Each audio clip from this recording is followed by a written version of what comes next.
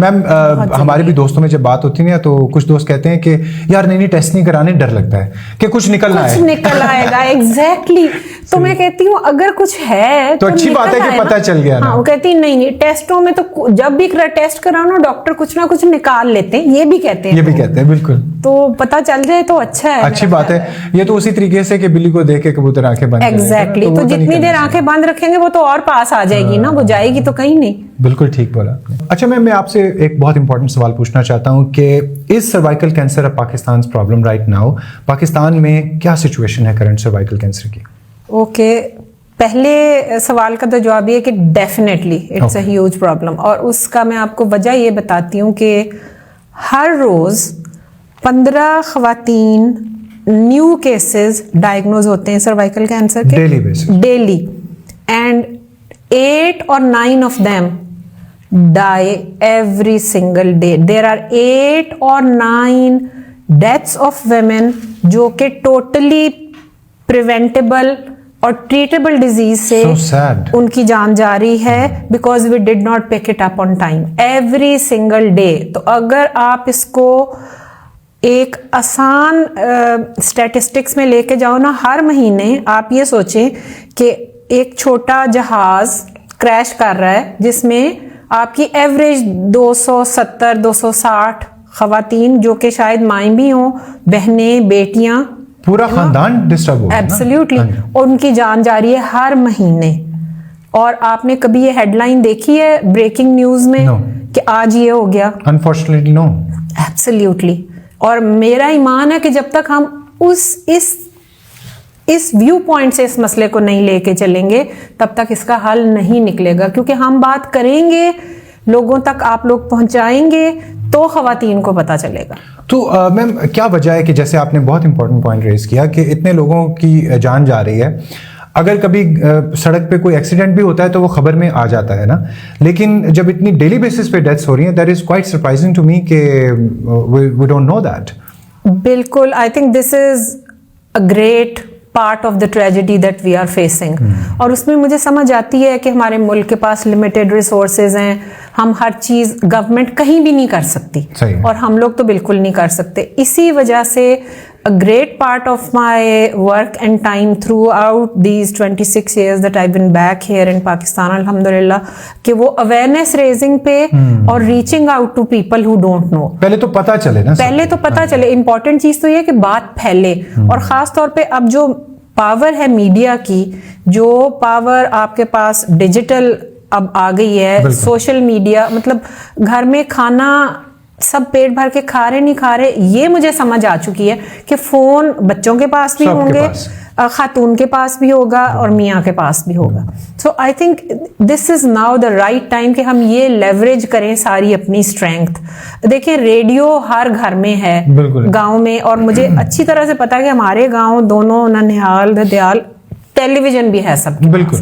सो अब ये अलग चीज है कि प्राइम टाइम पे कितने लाखों रुपए के लगते हैं। अब तो मोबाइल फोन्स भी गांव में भी स्मार्टफोन्स हैं और इंटरनेट भी अवेलेबल है। Absolutely. So I think now is the time कि हम ये चीजें यूज करें खवातीन की हेल्थ से रिलेटेड, और होपफुली इंशाल्लाह ताला 2026 में we will be working on this, and you know efforts like this, thank you, they are so important. बिल्कुल, मैं अब ये कहने लगा था कि दैट्स द एग्जैक्ट रीजन कि हम लोगों ने पॉडकास्ट फॉर्मेट को पिकअप किया, क्योंकि ये वहाँ रीच आउट करेगी कि जहाँ के बहुत सारे हमारे रिसोर्सेज अभी नहीं पहुँच सकते हैं। मैम एक इम्पॉर्टेंट क्वेश्चन कि अच्छा अवेयरनेस अगर आ गई, एक पूरी फैमिली है जिसमें माँ बाप हैं, पेरेंट्स का रोल बहुत इंपॉर्टेंट है जैसे आपको पता है, क्योंकि वो बच्चियां छोटी होती हैं तो उनका डिसीजन माँ बाप नहीं लेना है, तो माँ बाप को भी अवेयरनेस होना बहुत जरूरी है।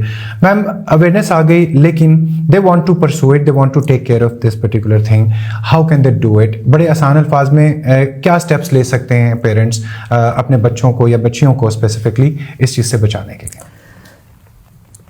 Another excellent question.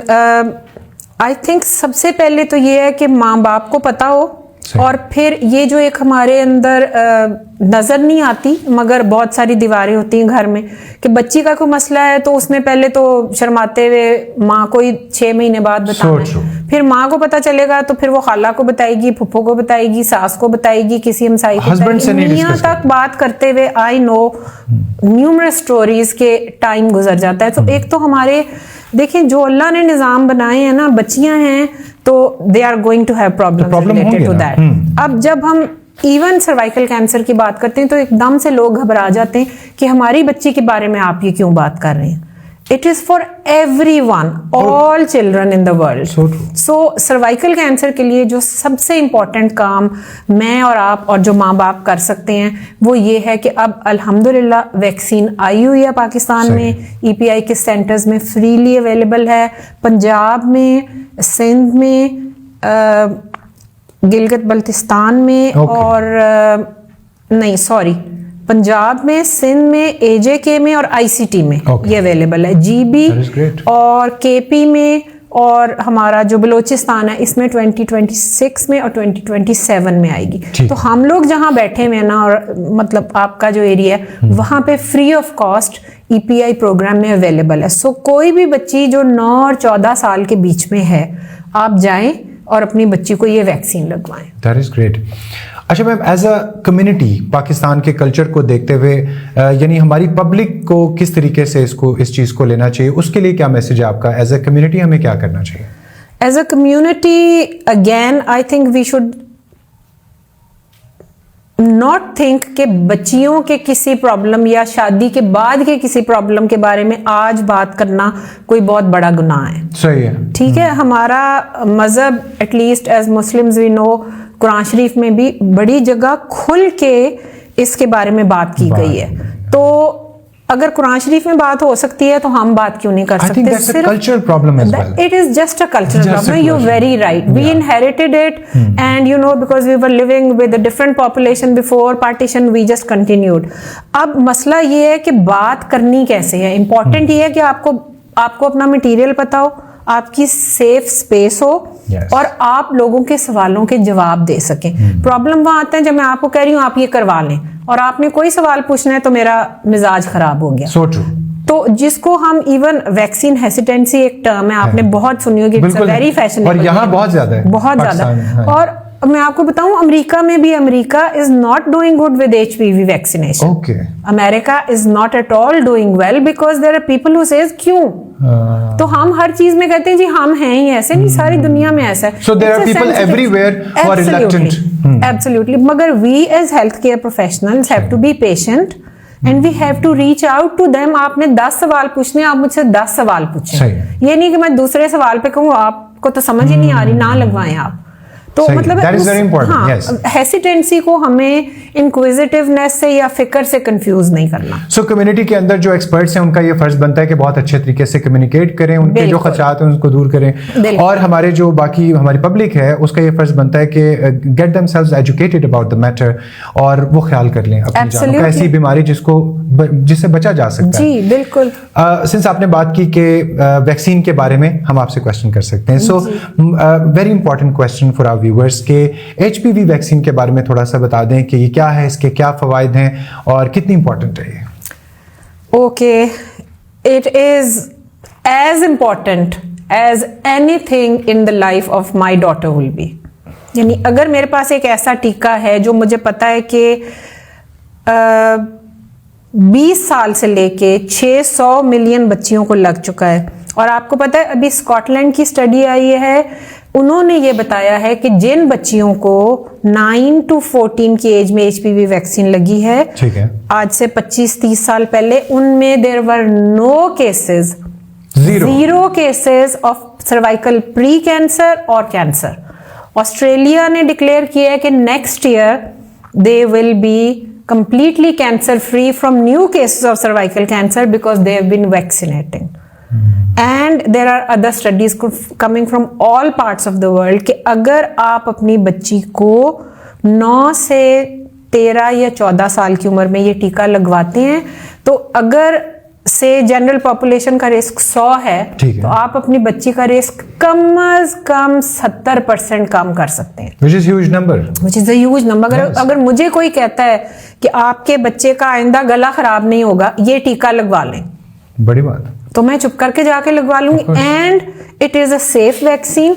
और आपको शायद पता हो, ये आज से 12-13 साल पहले ना प्राइवेट सेक्टर लेके आया था पाकिस्तान में। मैंने तब भी बड़ी इसकी कहानियां की थी, लेकिन somehow or the other ना गायनोकोलॉजिस्ट ने लिखी ना पीडियाट्रिशियंस लिख रहे थे, तो वो चली नहीं। लेकिन उस जमाने में 3 डोजेज रेकमेंडेड थी।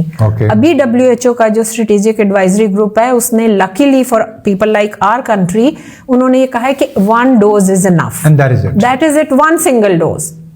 And then once that बच्ची is married and she is between 35 and 45, एक या 2 दफा उसका गायनी का एग्जामिनेशन होना चाहिए, and you can almost completely eradicate cervical cancer.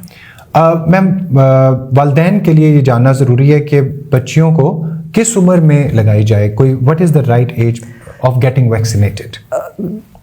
या दिस इज वेरी इंपॉर्टेंट। अब जब हम बात करते हैं ना 9 to 14 ईयर्स के ब्रैकेट की, तो एकदम माँ बाप को लगता है कि बच्चियां बहुत छोटी हैं, लेकिन साइंस ने ये बताया है कि that is the best time, because एक तो ये कि एक्सपोजर नहीं हुआ होता बिल्कुल भी, दूसरी बात ये है कि उनका इम्यून सिस्टम उस वक्त is eight their best, because vaccine, और इस वैक्सीन की एक और खास बात मैं ये भी आपको बता दूं कि लाइव वैक्सीन नहीं है। ये बिल्कुल वायरस है ही नहीं है, it is virus like particles, VLP।